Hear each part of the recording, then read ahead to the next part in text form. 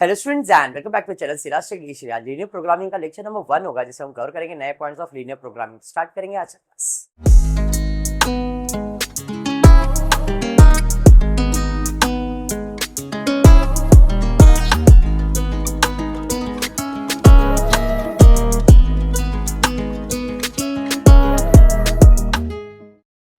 Linear programming TY BMS के point of view से बात करूं तो 3 पार्ट्स में डिवाइडेड। पहला पार्ट है जिसमें हाउ टू मेक इक्वेशन है, लीनियर प्रोग्रामिंग 1।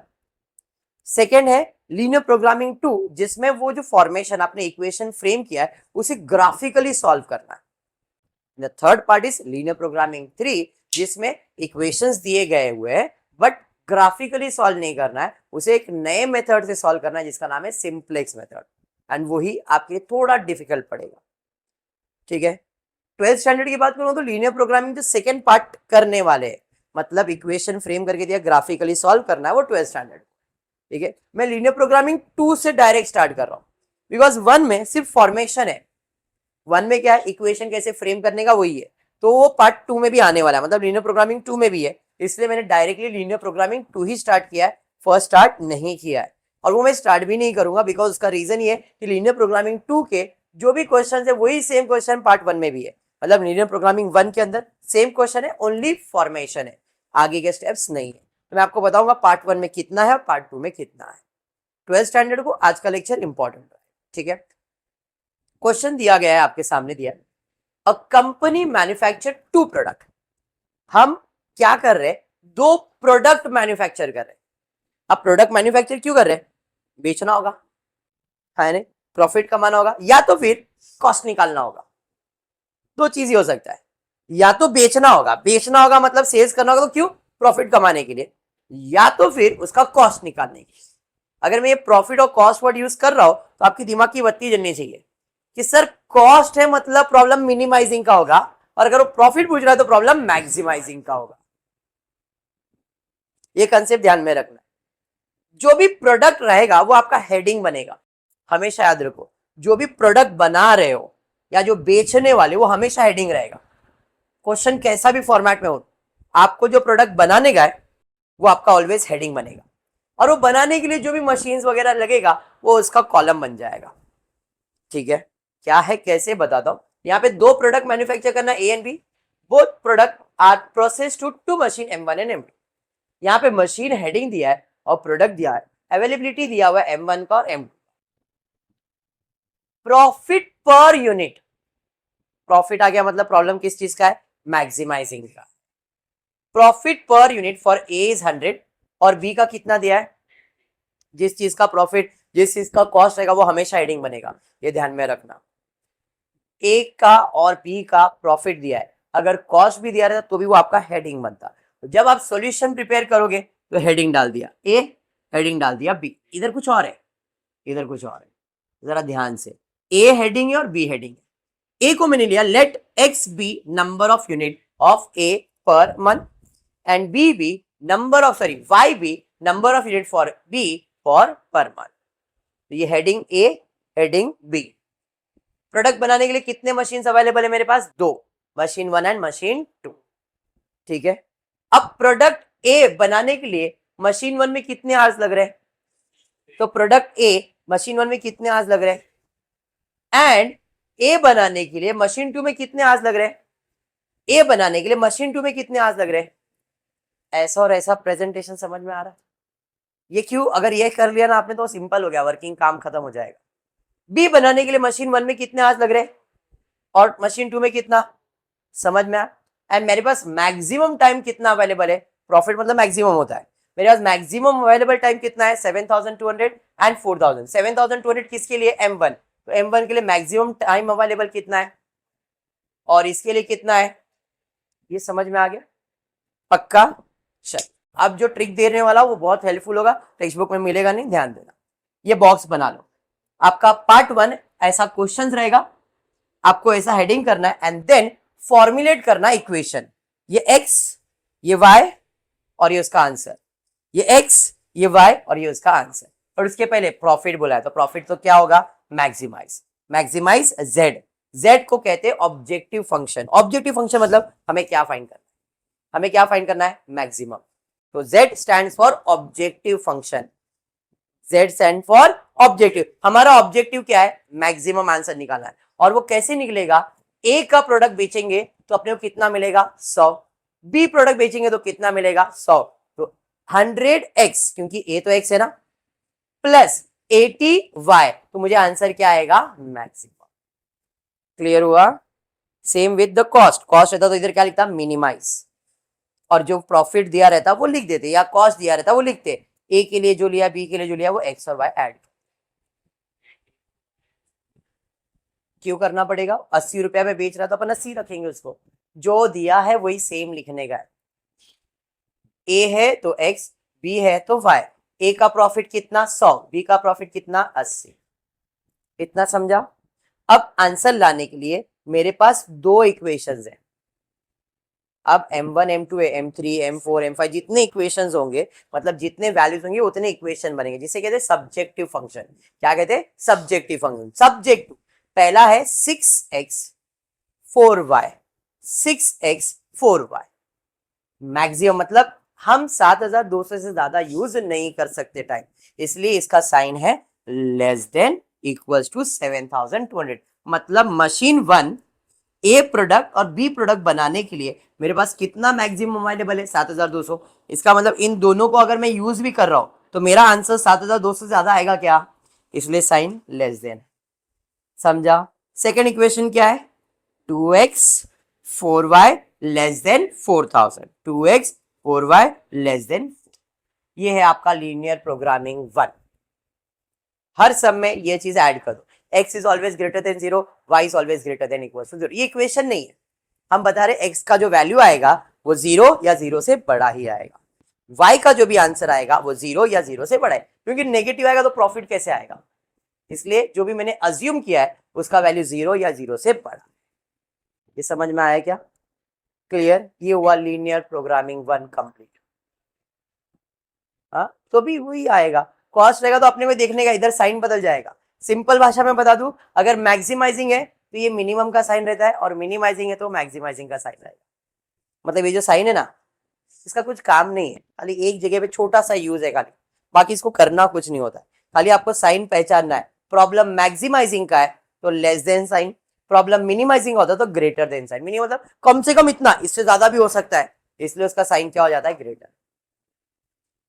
हाँ, वो फ्यूचर क्वेश्चन है, अभी के लिए इतना समझ में आ गया। लीनियर प्रोग्रामिंग पार्ट 1 क्या है समझ में आया। 12th स्टैंडर्ड कोई पहला पार्ट यही है, इक्वेशन फ्रेम करने। Done, clear. सेकेंड पार्ट में क्या होता है, आपको क्वेश्चन इधर से दिया जाता है। नॉर्मली क्वेश्चन ये होता है, मैक्सिमाइजिंग या मिनिमाइजिंग, सब्जेक्ट टू जितने भी इक्वेशन देना चाहता है वो उतना इक्वेशन दे सकता है। नॉर्मल क्वेश्चन यहां से चालू होता है, पार्ट 1 ऐसा देंगे, हमको इतना सॉल्व करना है। इसके बाद फ्यूचर में आपको ऐसा क्वेश्चन दिया जाएगा बाय डिफॉल्ट, और हमको इधर से प्रॉब्लम स्टार्ट करना है। ठीक है, कितने इक्वेशंस दिख रहे, दो, तो दो बॉक्स बनाए। पहला इक्वेशन है 6x plus 4y less than equal to 7200, इसका मैंने बॉक्स बना दिया, x y x comma y, और डायगोनल में क्या लिखा है, 0। ठीक है, हाँ हाँ, जितने इक्वेशंस रहेंगे उतने आपको बॉक्स बनाने हैं, हर इक्वेशन का बॉक्स अलग अलग बनेगा। ठीक है, अब क्या करना है, ये जो जगह खाली है उधर values fill in the blank करना है। एक्स का वैल्यू कितना है, जिसका वैल्यू 0 उस पर हाथ रख दो, रख दिया हाथ। क्या दिख रहा है मेरे को, क्या दिख रहा है, देखो आप लोगों को क्या दिख रहा है, 4y, 4y less than equals to 7200 दिख रहा है, y is equals to 7200 divided by 4 1 जा 4, 3 बच गया, 4 8 जा 32, 0 0, तो इधर y का आंसर कितना आया, x 0 है तो y का आंसर कितना आया, अरे समझा, देयरफॉर x का आंसर 0, y का आंसर 1800।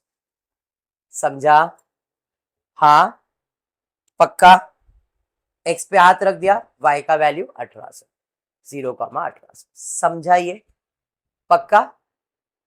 अब y का वैल्यू 0 है तो y पे हाथ रख दिया, क्या दिख रहा है देखो, समझ में आ रहा है। यहाँ पे मुझे मिल रहा है 6x is equal to 7000, equal to less than कोई भी साइन डालो चलेगा। x is equal to 7200 divided by 6 1 जा 6, 6 2 जा 12, कितना आया? तो इधर आंसर क्या आएगा? पहले 1200 फिर 0। तो ऐसा क्यों? पहले x बाद में y, समझाइए। तो इधर आंसर कितना? 1200, 1200 माइनस 0, सॉरी कॉमा 0। ऐसे जितने इक्वेशन होंगे उतना बॉक्स बनेगा। और एक इक्वेशन है ना, और एक बॉक्स बना दिया सेकेंड इक्वेशन के लिए, सेम एक्स वाई डायगोनल में 0, डन है। अभी बोलो क्या आएगा? y का वैल्यू 1000, 4 से डिवाइड होगा ना, अरे बराबर। तो आंसर आया 0,1000। y का वैल्यू 0 है, y पे हाथ रख दो, क्या दिख रहा है? समझा? 2000, ऐसे जितने इक्वेशन रहेंगे उतने बॉक्सेस बनाने। फर्स्ट पार्ट क्लियर हुआ। फॉर्मुलेशन के बाद नॉर्मली क्वेश्चन इधर से चालू था, this was the first part. अब क्या करना है, जो ये बॉक्सेस बनाए, कितने बॉक्स बनाए? 2, इसे ग्राफ पे प्रेजेंट करना है। अब आपको ग्राफ तो अलाउड नहीं है, आपको नोटबुक में ही सॉल्व करना है, सेम 12th को भी है और टीवाई को भी सेम है, तो ग्राफ अलाउड नहीं। तो ऐसा कुछ बचपन में सीखा है, x axis y axis scale वगैरह लिखना पड़ता है, बराबर है ना? हाँ हाँ, कंपल्सरी है। चलो आ गए, मार्किंग करेंगे 1 सेंटीमीटर पे। ऐसे मैंने 10 पॉइंट मार्क कर दिया, ठीक है। सेम इधर पे भी ले लेता हूं, मार्किंग कर, डन। क्लियर है? 100% क्लियर? नहीं, इधर 0 होता है। मैंने गैप लिया 200 यूनिट का, क्योंकि मेरे पास सबसे छोटा नंबर देखने जाओ तो 1000 है और सबसे बड़ा नंबर देखने जाओ तो 2000 है। तो मुझे 1000 2000 प्लॉट करने के लिए उतने नंबर तक तो पहुंचना पड़ेगा। 0 से 200, 400, 600, 800, 1000, 1200, सब में 200 का गैप लिया है, 10 पॉइंट तक 2000 हो गया। इसलिए मैंने स्केल पे लिखा है एक्स एक्सिस पे 1 सेंटीमीटर मतलब कितना यूनिट है, और वाई एक्सिस पे भी 1 सेंटीमीटर कितना यूनिट है? 200। तो इधर भी 200 यूनिट और इधर भी 200 यूनिट। बात समझा? हाँ। अब कुछ नहीं, अब प्लॉटिंग करो। 0,1800, एक्स पे कितना, वाई पे कितना?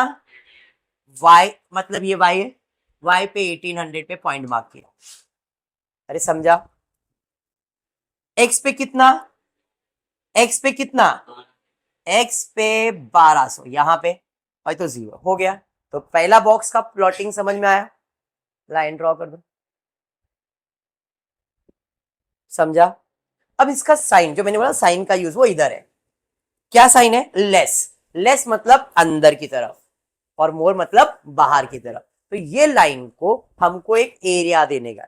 जैसे इसने लाइन ड्रॉ किया, ग्राफ 2 पार्ट्स में बढ़ गया, एक इधर है एक इधर है। अपने को कौन सा साइन चाहिए? लेस। तो इसका घर अंदर की तरफ बनेगा कि बाहर की तरफ?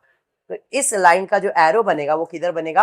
अंदर की तरफ। अंदर की तरफ मतलब ये पूरा जो ट्रायंगल जैसा दिख रहा है, ये इस लाइन का घर है। अकेला है तो उसका घर यही है।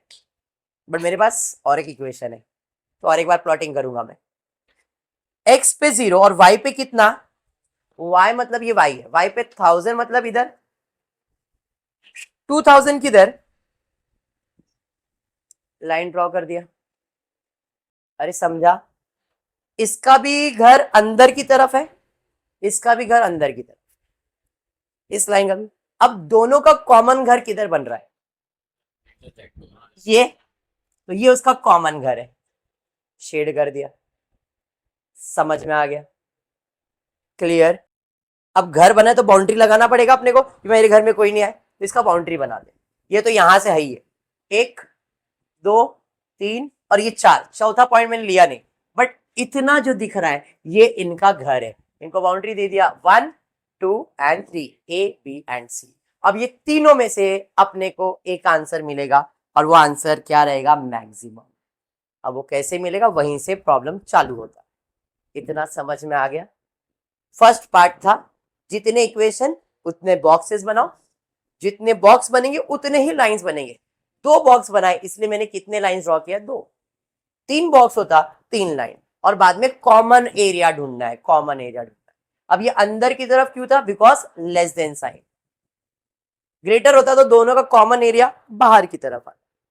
तो भी घर का प्लॉटिंग ऐसा होगा, नेमिंग तो करना ही। यहां तक क्लियर? पक्का? अब देखो इसमें से 1 2 3 कितने पॉइंट्स होते जो ग्राफ के बीच में रहेंगे? आपको कितने पॉइंट दिख रहे ग्राफ के बीच में? मिडल ऑफ द ग्राफ कितने पॉइंट दिख रहे? ओनली 1। ए तो लाइन पे है, सी भी लाइन पे है, मिडल ऑफ द ग्राफ कौन है? ऐसे 1 2 3 10 कुछ नहीं भी हो सकते। समझ में आया? अब 2 लाइनें तो एक ही पॉइंट आने वाला है। क्लियर हुआ? तो अब इसका वैल्यू फाइंड करो। ये कैसे बना है? इस लाइन को और इस लाइन को ज्वाइन करने से। इस लाइन को मतलब ये वाला इक्वेशन एंड ये वाला, दोनों इक्वेशन लिख दिया। थोड़ा सा 10th स्टैंडर्ड में जाते हैं, साइमल्टेनियस इक्वेशन नाम का एक प्राणी पढ़ा है, दोनों सेम है तो कैंसिल होगा। तो इधर माइनस माइनस माइनस, प्लस को माइनस, प्लस को माइनस, प्लस को माइनस, 4 और 4 कैंसिल हो गया। 6 में से 2 जाएगा तो कितना बचेगा? 7200 में 4000 माइनस करेंगे तो 3200। एक्स चाहिए तो 4 इधर आ जाएगा। हाँ, एक्स का वैल्यू। अब ये एक्स का वैल्यू इसमें जहां पे आपको मन करे, मैं पहले वाले इक्वेशन में डाल देता हूँ, ये वाले इक्वेशन में तो आएगा 6 इंटू एक्स का value 800 plus 4y is equal to 7200। 6 8 जा 48 plus 4y is equal to 7200। 4000 इधर आएगा तो माइनस हो जाएगा, बराबर है। तो 4y is equal to 7200 minus 4800, 4y is equal to 2400। अपने को तो y चाहिए, देखो y is equal 2400 divide by. समझ में आ गया? तो अब जो बीच में था उसके वैल्यूज आ गए, x है 800 और y है 600। हमेशा हर पॉइंट के 2 वैल्यू होते। अब आंसर निकालेंगे। चलिए अब आंसर है, आंसर के लिए या तो मिनिमम या तो मैक्सिमम। इस क्वेश्चन में क्या चाहिए? मैक्सिमम। एक टेबल बना दिया, कितने पॉइंट्स है? A B C. इसकी कोऑर्डिनेट्स क्या है? ए किधर है तो इसका x का वैल्यू हमेशा क्या रहेगा? 0। और a कितने नंबर पे? 1000, 0,1000। पहले x बाद में y। तो x का वैल्यू क्या है? 0 और y का वैल्यू कितना है? 1000। b, x का वैल्यू कितना, y का वैल्यू कितना? तो इधर क्या आएगा? 800 और, समझ में आया? c कौन से लाइन पे है? x कितना? 1200। y का वैल्यू, मतलब जब लाइन पे है तो एक वैल्यू हमेशा 0 रहेगा। x पे है तो y का वैल्यू 0, y पे है तो x का वैल्यू 0, और हमेशा पहले x और बाद में y लिख। समझा? यहां तक दोनों सम सेम। दोनों मतलब चाहे वो मैक्सिमाइजिंग का सम हो चाहे वो मिनिमाइजिंग का सम हो, स्टेप्स यहां तक सेम रहेगा। 2 टाइप के सम्स ही आते हैं, maximising, minimising. Steps are same, खाली इतना रीजन को बराबर से प्लॉटिंग करने का, बाकी एवरीथिंग इज सेम। ओके, अब इक्वेशन तो ये है, x का वैल्यू मालूम है, y का वैल्यू मालूम, तो इधर इक्वेशन 100, x का वैल्यू क्या है? प्लस 80, y का वैल्यू क्या है? तो ये तो 0 हो गया, 0 प्लस 80,000, आंसर कितना है? 80,000। अरे बराबर, इधर आते 100 इंटू 800 प्लस 80 इंटू 600, ये कितना हुआ? 80,000। ये हुआ 48,000। 80 40 कितना हो रहा है टोटल? प्लस करो, 48 है ना यहाँ पे, 1,28,000 शायद, करो शायद टोटल करो ना, मिस्टेक। 80,000 ये हो गया और 48 ये हो गया, 1,28,000। इधर मिस्टेक है, 1,28,000 आएगा। ठीक है, आप टोटल करना, मेरे को मालूम है इधर मिस्टेक हुआ, 1,28,000 आएगा। यहाँ पे 1200 इंटू 100 प्लस 80, ये आएगा आपको 12,000। 12,000 या ना, या 1,20,000 आएगा, 1,20,000 आएगा। 2 और 2 4 0 हो गए ना बेटा, तो 1,20,000 इधर आएगा। समझ में आया क्या? क्लियर? अब इन तीनों में बड़ा कौन सा है? 1,28,000, ये 1,20,000 और 80 है, इधर 128 आया ना, तो तीनों में बड़ा क्या है? मेरा आंसर क्या रहेगा? Point B. खत्म। तो यहाँ पे एक स्टेटमेंट लिखेंगे, the maximum is 1,28,000 at point B. झालं सर। समझ में आया कंसेप्ट क्या है? पहला मैंने इक्वेशन फ्रेम किया, objective function, subjective function. Subjective में जितने इक्वेशंस है उतने बॉक्स बनाने के बाद ग्राफ पे प्लॉट करना है।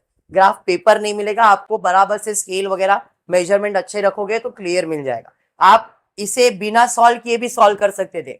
ये देखो 600 का लाइन और ये देखो 800 का लाइन, डायरेक्ट अगर मेजरमेंट परफेक्ट है तो आप ये देखना, ये जो पॉइंट रहेगा स्ट्रेट लाइन 600, y पे 600, y पे 600 और ये सीधा मिल रहा है 800, x का वैल्यू है 800। But keep a habit of this, इससे एक्यूरेट आंसर आता है। ग्राफ से ढूंढने जाओगे तो थोड़ा डिफिकल्ट पड़ जाएगा। बात समझाइए, क्लियर है? हाँ, जैसे आपको सारे कोऑर्डिनेट्स मिल गए, टेबल में आओ, मैक्सिमाइजिंग के टाइम पे मैक्सिमम आंसर, मिनिमम के टाइम पे मिनिमम आंसर सिलेक्ट करना and linear programming is fine. आज नहीं, मैं ऐसा बता रहा हूं, टॉपिक इतना ही है। पार्ट 2 समझा? पक्का? तो आज इतना ही करते हैं, नेक्स्ट लेक्चर में आगे के सम्स कंटिन्यू करें। क्लियर? होपफुली वीडियो पसंद आए तो प्लीज वीडियो को लाइक कर देना, फ्रेंड्स ग्रुप में शेयर करना, चैनल को सब्सक्राइब करना। Thank you for watching the video.